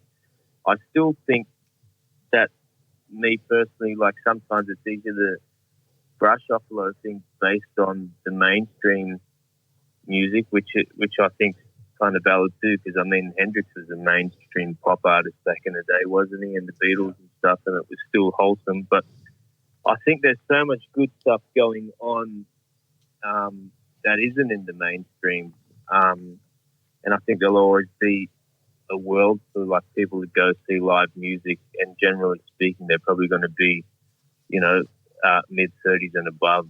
Like, although I went to that Kendrick Lamar concert, it was, I thought it was great to see young people out at a good artist. Yeah, Kendrick's concert. killer. Kendrick's great, and then like even like some pop music I don't mind. Like I don't mind Shawn Mendes, and I love this artist. Her name's called H.E. Oh, she's killer, yeah. She plays every instrument, but I think whether it's a system thing or the music world or just the radio world, in mainstream wise, I'm talking about not indie grassroots stuff, but I think they need a major in still playing an instrument, because there's a producer who I won't name, Sydney Cat, and he's like, man, take this, and I was like, this is ridiculous, this is great, who play guitar? And he's like, oh, it's a sample pack. And like I'm like, man, it's just not the same. It's not. There's no authenticity of, like I remember even when, like, what really got me into guitar was the whole Ben Harper, John Mayer, John Butler trio. Like that was my era, where I guess even mainstream radio then, whether you're talking John Mayer, Your Body's Wonderland, still had guitar solos, still had live instrumentation, and that's actually a really clever song, like lyricism as well. Dan, I remember the days. I remember the days we had saxophone solos. Hey, they're back, just in a nightclub. But I think things do come back around. But I'd love to hopefully see the day where like people are going out to see live bands that are young. I mean, Gang of Youths are killing it, and there's young people seeing them and stuff. But it's still like a minority compared to people who are just flogging off EDM, and no one really wants to hear that stuff, really, man. And it's not gonna bang in a club or a live bar in 20 years from now, like Rock With You is, or Never Too Much or something like that. But I don't know. Yeah, I feel like is there going to be cover bands doing David Guetta tunes in I hope not, at the Sheaf in As 20 long as they bring the USB stick, they're fine. I hope not. It's interesting. It's really interesting. I mean, I love where it's going. I love, for me, it's fantastic. You know, I love that I can create a gig and play with some great players and play what I like to play. And I also have this thing about making sure the audience are part of the involvement. So that having that audience mentality and knowing that the audience is nothing without the band is nothing without the audience, and getting that loop flow thing going, I think that's what brings audiences back. And I think that, you know, it's great in many ways for me. It's my social event too. You know, just going out to a gig is such a social event, and because I don't want to go out and see a band. I know that I've seen it before. Maybe that is an age thing. I don't know. I don't like to think I'm old because I'm not. But it's like I've heard it all before. I tell you what, I went and saw Roger Waters when he came to Australia, and that was one of the most potent, like, powerful gigs I've seen in my whole life. Yeah, and he's 70 something, 74 maybe, and that was like. You know, when like you lose a bit of faith every now and then in music or whatever, and you go and see a gig, whether it be, say, like someone like Kendrick, who's just like virile and in the moment, you're like, he's speaking to the youth. And I went and saw Roger Waters, and I was just like, because I loved Pink Floyd as a kid, and just the show was incredible for one, but just how much intent he still had at that age. And I was like, oh man, I can do it when I'm 100. If he's like, he's angry about the world and do it. And, you know, it's like, less often, but you still, as long as you still get that moment in your life from live music, which we can give to people as the musicians, and you just hope if you give that to one person, one kid, one anybody, then they're going to go home and their life will be better for it. Yeah, and that's probably the coolest thing in our job as guitarists. You know, I reckon the live seems quite healthy. I don't think. I mean, I've seen venues open and close. And I've seen bands come and go. People say that there's no venues. There's fucking heaps of venues. I reckon there's two problems, and it's really, really simple. And it's that we have musicians that don't give a fuck and don't put on great shows and look like shit. We don't have any rock stars anymore. We don't have people that dress up with fucking stars on their eyes or anything. There's none of that anymore. And I think the other thing is that venue operators don't have any idea. You can walk in. I can walk into any venue and go, well, why did you put the stage there? Why don't you have the lights? Why are your drinks so expensive? I can go, and you've got one person behind the bar, and you've got 10 people deep. Don't you understand that if you put a couple of other guys, you know, it's so simple to me, and I see these venues closing. It's not the government or the council or anybody closing it down. It's people with no fucking idea. So I reckon the live scene's healthy as all buggery. And as a matter of fact, you know, if I really wanted to, I could go out and do 10 gigs a week again, like I used to in the 80s. Mm-hmm. I choose not to. But it's fine. It's doing great. Kids, put a band together. Go and rehearse it up. Put some paint on your face. Wear a cape. 3 chords and the truth. That's right. Yeah. I can't wait for punk to really come back. Oh, man. I was listening to Bad Brain today. Yeah. Refused. Love that stuff. Love Refused.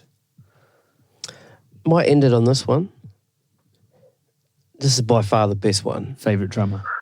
Yeah, man. Not favorite drummer, but this is by Richard Goldner. And what's your view on a great drummer to work with? What is it about the drummer and their style that makes them great from a guitarist point of view? Well, I love an 808 because it never does a fill unless you tell it. No. Dr. Rhythm, man. Boss Dr. Rhythm. I reckon it's really simple for me. I think it's really, really simple. Stay in time. Yeah.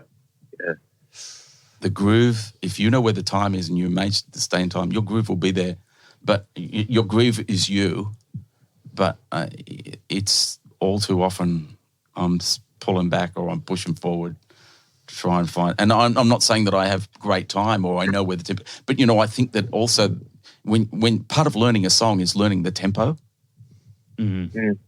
like knowing where 120 is, not 121 or 122, knowing where it is. You learn that Like you learn pitch. You know how our ears have become like we've almost got perfect pitch now that we know what an E chord sounds like. So I think it's the same with a drummer. If you play with a drummer that you don't have to struggle with, and somebody that understands tempo and time, somebody that can play on the metronome beat, in front of it and behind it. I think it goes all around in the whole band. Like, the drummers got to be good, but everyone's got to play. Like, everyone's got a different sort of feel, you know. So you got to think about that when you're playing with a different drummer. Everyone's got their own sort of swing, and you know, you can't be sort of going against them because you're staunch. Do you know what I mean? Like, yeah, but I find that if I stay with them, I end up either going with them and slowing. I remember this great story. I know they're slowing down. I know this great story of this drummer. I won't mention his name, but they're playing at a gig, and this keyboard player, he was a famous keyboard player. He said, "I just got sick of fighting it all night." I just went with him, and eventually it slowed down. The drummer stopped, and he said, "What's happening, man?" It's that bad, and I feel like that's don't play with him again. No, but that's what I feel like that could happen at any time with some people. Yeah, I think everyone's got a certain feel, and everyone's got to be sympathetic, sort of. To the Like I feel like I play with Dave Hibbard a lot, and I'm always in front of Dave. Dave's always behind me as a bass player.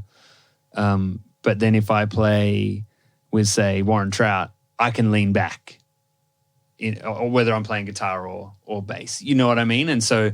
And it took me a while when I was young to learn that there's certain drummers that you go, oh, I love this guy because this guy, I can just lean way back and just be that guy that's like a bit stoned on the groove, and that's fun and that's like a vibe. But if I did that with say like Hibbard, he'd go, oh, why is he behind me? Yeah. And then he'd slow down. Yeah. Because he goes, no, that's- I'm behind you. Yeah. And that's the thing. In his mind, the drum is behind that instrument. And Do you ever have that conversation? Any of you? I did years ago. I played with because I was working with Dave for the first few. I'd never really worked, and I was working with this guy Remy Roussan, and Remy we were into voodoo. We were into D'Angelo, so like he would play, and I would try and be like, 5 blocks south, and so then I started working with Hibbard, and I was like, whoa, what is this Al Green, Al Jackson kind of drum shit going on? I'd never, and it took me like 3 or 4 gigs, and I got to this point, and I was like, oh man, we keep slowing down. He's like, yeah, but you keep going behind me, and I was like, yeah, but that's what I do. And he goes, yeah, but I play behind you. And I was like, oh, we can do that? And he's like, yeah. And I was like, okay. So then I'd struggle with that, man. Yeah, I can't deal with that. I think the drummer's the driver. Yeah. Yeah, but then stylistically it's they should sloppier. Even if they're doing that, like they just should stay there. Yeah, stay there, yeah. Yeah, I think you're right. I think the worst thing that a drummer can be is inconsistent and just unsure. I think when they're unsure of who's leading, what's going on, it's just the worst. And that's where that fight is. If a drummer's there, it's like, this is it. This is what I'm going to be all night. And here we are. And there's the pocket. Just like, thank you, God. And you know what happens? Then you can all play as a band. The other thing that happens is when you get paranoid about the drummer doing that, like pulling back, you start starting songs compensating. Yeah. 100%. Yeah. And So you're always quicker. I know I'm going to start this quicker because he's going to fucking bring it back. Bring it back. Drives me nuts. I feel dirty. I'm just going to go and have a bath. Dan? I was playing with this drummer, Stevie Taylor, once. Yeah. Best experience of your life. Well, I definitely agree with Pete once again about timing. And, I grew up listening to hip-hop, I guess, firstly, and that's still my go-to. And a lot of that stuff, whether it's the Jay Dilla stuff or earlier stuff, it just possibly an 8-bar, 12-bar, 16-bar loop on repeat, but it feels good for 5 minutes. And if the drummer can make that groove like Steve Jordan feel, that good doing the same thing or minimal without chopping out. I think firstly it's a testament of good timing, but it's just loaded with feel. Like, I mean, I can listen to Steve Jordan just play the most meat and potatoes groove, and it sounds great. Even like Declan Kelly, who I think is a phenomenal drummer. But for my original stuff, I've been using this guy from Sydney named Tully Ryan, and he's a killing drummer. But what I love about him, especially for my stuff, is he's got such an identity on his playing. Like, he can easily do that obscure, you know, Chris Dave, like playing with different polyrhythms, which isn't really my cup of tea by any means. But it's a stylistic thing where he'll like be hitting different things, and you swear there's like a percussionist as well. And I really like him for my material. But generally, if I'm just playing with drum on a cover gig or any other gig, if they can stay in time and make whatever they're doing, like in the verse, feel groovy as hell and feel even better the second verse when it comes around, I think it's great. And again, I reference like the Questloves and the Steve Jordans, who are just so simple but so just in it, which I guess when you're so solid, when it comes to doing like a little tasty fill or some kind of different thing with dynamics, or for a guitarist doing a little tasty lick, but he's held out for so long and just made it feel good, it makes it extra special. But yeah. Yeah, look, I remember many years ago when I was a kid, we found out that guitar was a rhythm instrument, you know, and so we are totally connected to it. I think my closest instrument on stage is the drums. Yeah. And if the drummer's not hearing me, and if I'm not grooving with the drummer, the gig's shit. It's just, and I don't mean it's all shit. I mean, it's not comfortable. And I'll come home and then have to play for another 2 hours by myself so that I can get some joy out of it. Isn't it funny? Like you when you go away from a gig tired, something's wrong. Yeah. And when you go away from a gig pumped, you want to go and do it again. Yeah. It's like it wasn't an effort. That's it. Yeah. There's something about drummers in the hats. The hi-hats for me, that's where guitarists live. Like, we live in the hats, I reckon. So if the hats are sloppy, nothing really works. You can have a metronome going on and kick and snare, but what happens in between on those hats dictates the groove. That's what I reckon. So, yeah. What do you reckon about that, Stevie, from a drummer's perspective? Fucking awesome. I'd hire all of yous. Listen to Stevie's new band. Yes. 7 guitars and a drum. I love it. Speaking of that, Jim Kelly had a gig called the Guitarcastra, and it was 10 guitar players. And at one stage in one of the songs, they had a pedal solo where everybody stopped playing and guys would just go.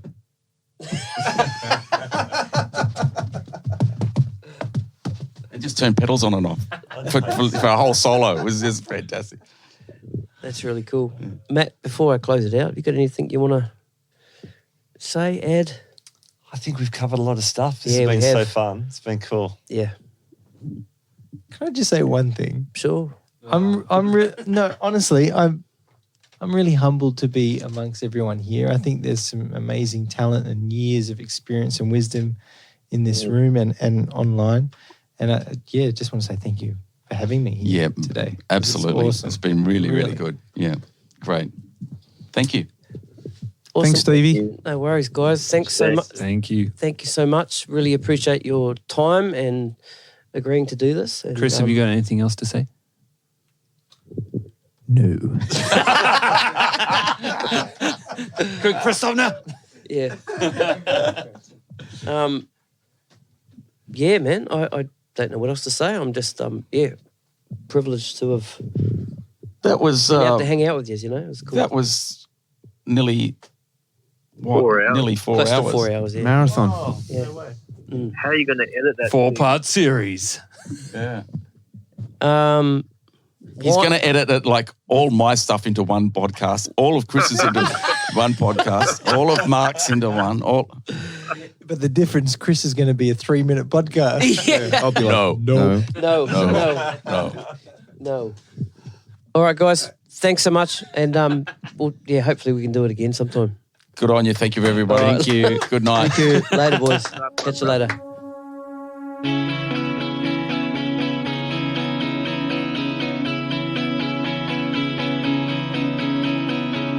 It seems to me that you have other plans. You try to make me be some other man. Oh no. Oh.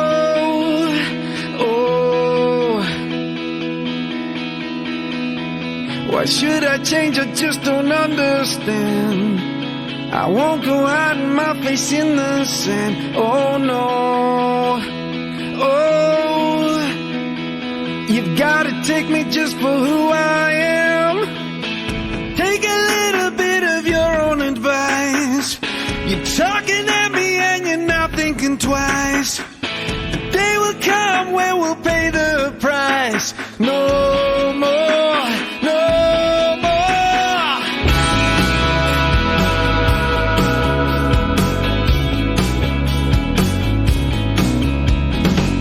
A little loving's what I needed from you. Just think of all the things we planned to do. Oh no.